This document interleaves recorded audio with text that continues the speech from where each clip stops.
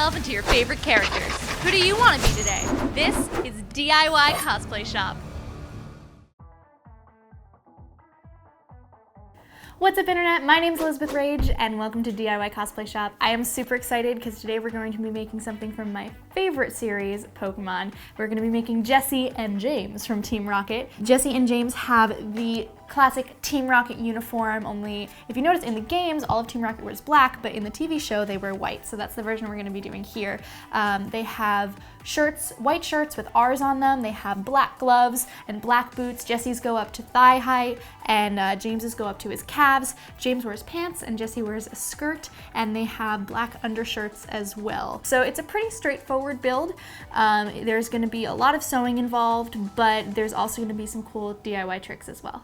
So fabric-wise for this build, I'm going to be doing most of the costume out of white stretch leather. The gloves will also be leather, as well as the boots and the R on the front. But just to make sure that not everything is made out of leather, because that could get a little weird real quick, I'm going to do the undershirts out of a textured spandex. We're going to start with James's undershirt first, and for that I just traced out a men's shirt onto my fabric, and then I made the back in two pieces. This way I can take it in if I need to, and the front is one piece, and then just sew it all together. You totally don't have to make your own undershirts. You can just buy a black t-shirt and stick that underneath, but since y'all like to complain that I don't make my own undergarments sometimes, I'm gonna make it for this build, and I'm gonna be making the pants and the shirts and all the things, except for the boots, because I don't hate myself that much. So now I'm going to move on to James's pants. You're gonna be sewing your two front pieces together, then your two back pieces together, then down the sides, and then up the crotch. Use a zigzag stitch to help your fabric retain its elasticity. Alrighty, so after you have made your pants, you're going to want to put a waistband on it. And this is really, really simple. All you're going to do is cut out a long rectangle that is the circumference of your waist when it's sewn together, and then you're going to fold it in half and top stitch it right down here on this edge. This is the edge that's going to connect to the raw edge of the pants as well, and this nice folded edge over here is going to be the top. So I'm just going to do a zigzag stitch all the way down this, and then sew it completely together before applying it to the pants.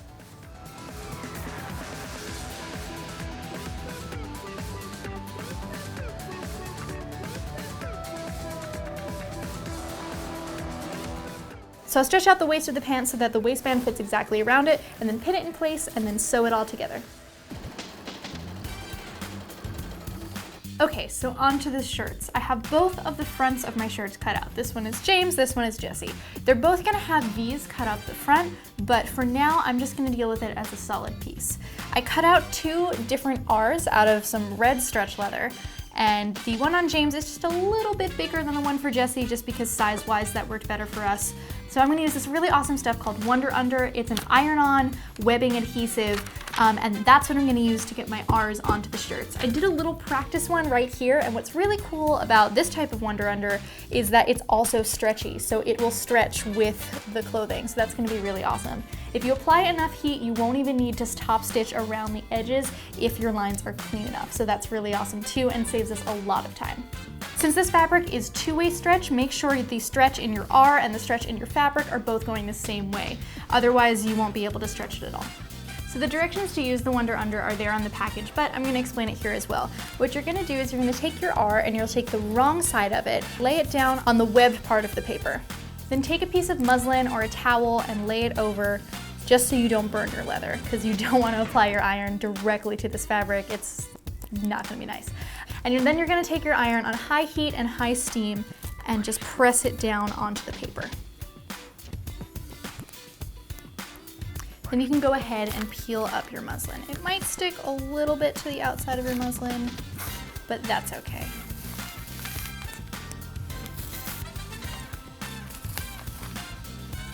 Now you can go ahead and cut out the R.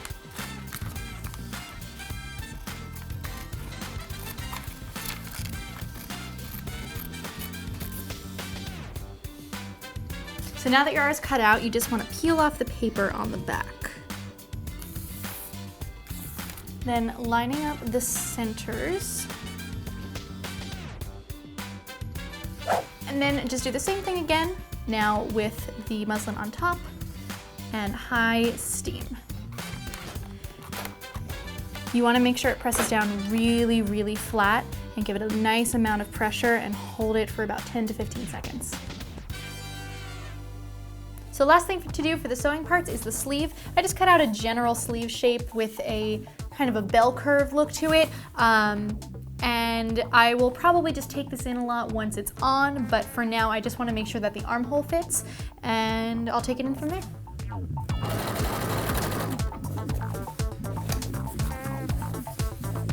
So I lied about the sleeves being the last thing we have to do. The last thing is actually going to be the collar. Now that's going to be done exactly the same way we did the waistband for the pants and skirt. I'm just going to take a long strip of my fabric, making sure that it stretches lengthwise, then top stitch it down. This is called Stitch and Tear Light. It's used for embroidery, and this allows you to top stitch over it and then tear it away so that the sticky fabric doesn't get caught under your foot. And then just attach it to the collar the same way we did for the pants.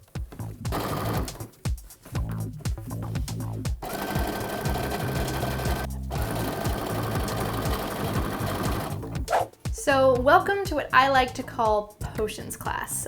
We are going to be dyeing this wig. Here we have James's wig. This is from Arta Wigs. It's the Bucky. It's a lace front. I really like using Arta Wigs for whenever I have to dye a wig because the fibers take to the dye really well. Unfortunately, the dye I usually use doesn't come in purple, so we're going to be experimenting today. But it's pretty simple. You usually, for liquid dyes, you usually just want to fill up your pot with the dye. And then submerge the wig. With powder dyes, you'll usually mix it with water. Before I put the wig in the dye, I'm just gonna wet the entire thing first, just to make sure it all disperses evenly.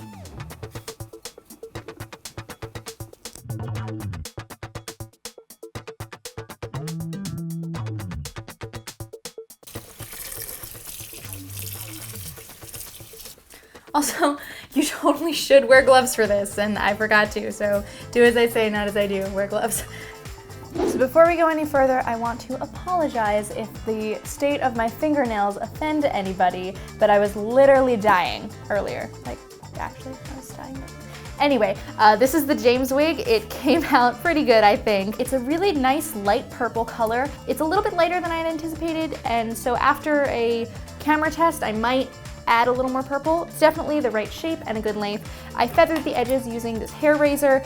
You can just go in and like, I don't know what this would be called, but this is what you do with it. But we'll do a quick lighting test outside to see how this photographs and then move on to there. So onto this monstrosity. This is the Susie from Arta Wigs in the color Crimson.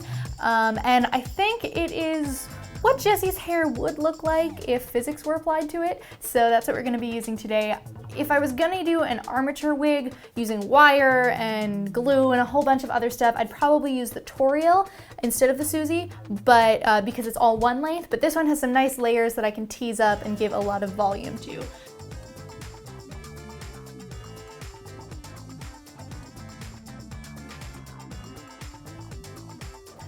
Alrighty, so we just did our wig test outside and it still looks a little too silver. I really like the color, but maybe not for this character. So I have put some cleansing alcohol in this Pokeball container. I've decapitated some Sharpies, light purple and a light blue, and I'm kind of just letting it stir in here. The water turned brown for some reason. I'm not entirely sure why, just science.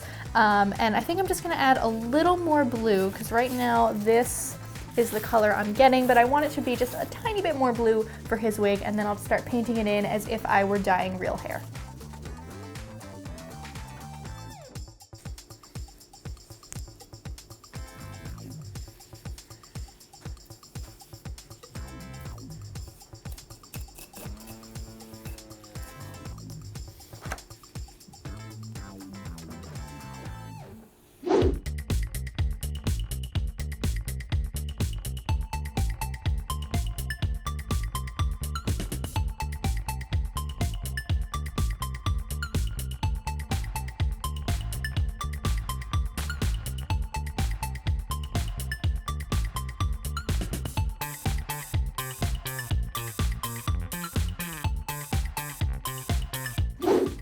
Thank you all so much for watching, and a huge shout out to Riley Miner for being our James today. He's super cool. Make sure you check him out on Instagram. He does backflips and stuff, and I make him lots of costumes all the time. Also, make sure to tell us who's your favorite Pokemon and what costumes you want us to make next. So you can follow me on Instagram for more cosplay stuff. And until next time, my name's Elizabeth Rage. I'm Riley Miner. And now you can cosplay. Hey everyone, thanks for watching. Hit that like button if you want to see more and tell me what to build next. Crossovers, mashups, we'll do it all. And don't forget to subscribe.